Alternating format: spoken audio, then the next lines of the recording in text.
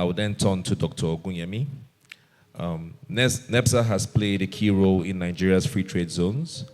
Can you elaborate on the roles of these zones in driving regional economic growth and the opportunities they present for investors?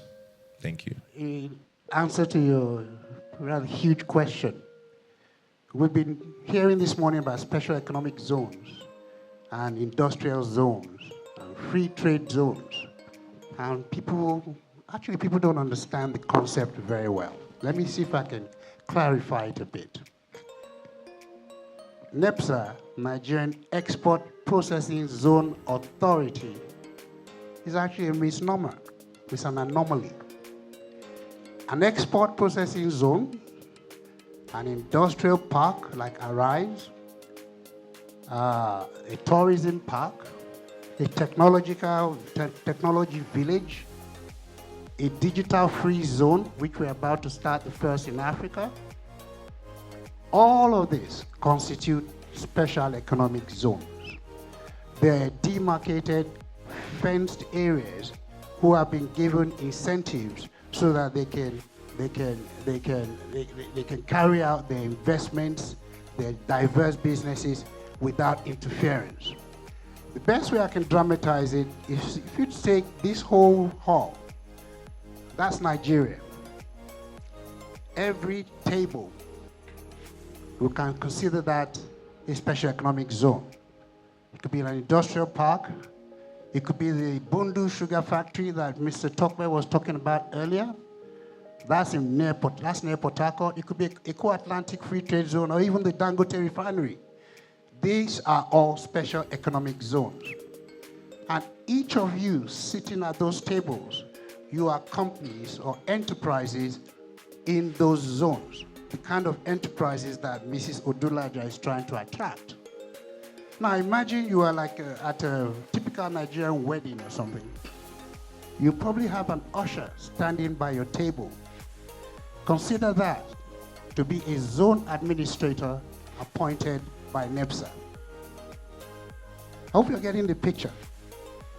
That zone administrator standing by your table is to protect you, is to support you. Protect you from what? I'll tell you what it is. A lot of individuals, media, public, even some government officials do not really understand the concept of special economic zones and the incentives that was clearly listed out by Mrs. Odulaja. So you're going to have different government agencies trying to come in and interfere, often legitimately, because they don't understand, interfere with the work you are doing in your zones.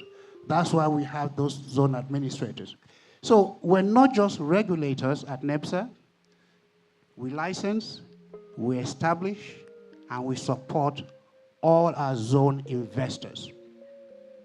Now, you may think, especially if you're a Nigerian in the audience, you may think, well, why are we giving all these things away? What are we getting in return?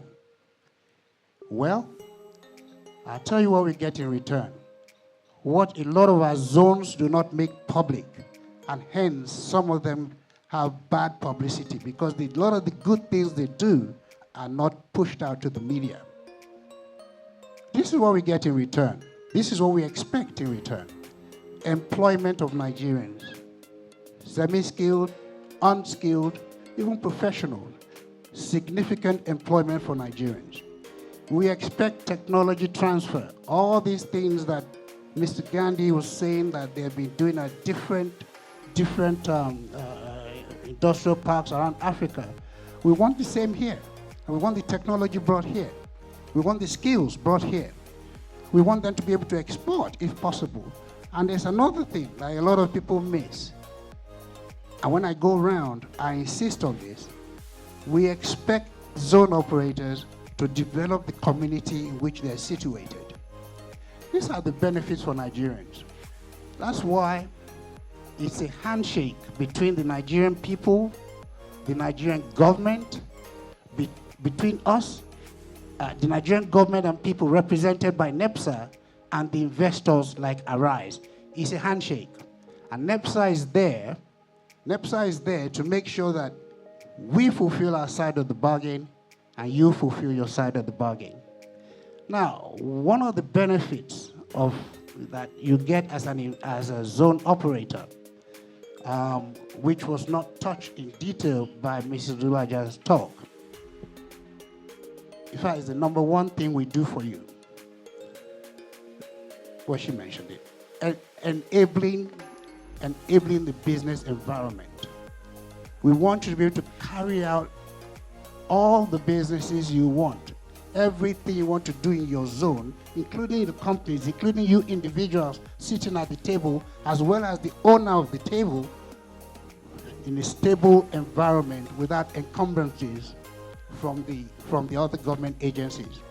To that effect, the president set up a council, the Presidential Enabling Business Environment Council, PABEC, which is chaired by the vice president. We meet regularly. The vice president has taken this by the neck. And we had an executive meeting even 2 weeks ago.